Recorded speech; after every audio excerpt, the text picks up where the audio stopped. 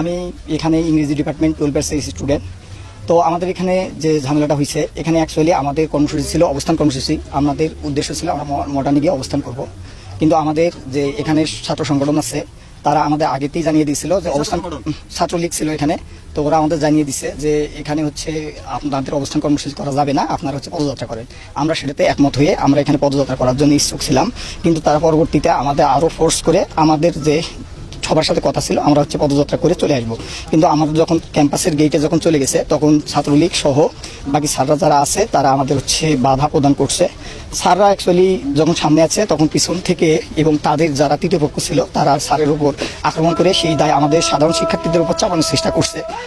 না, এখানে আমাকে ছাত্রলীগের সভাপতি আমাকে থাপ্পড় মারছে।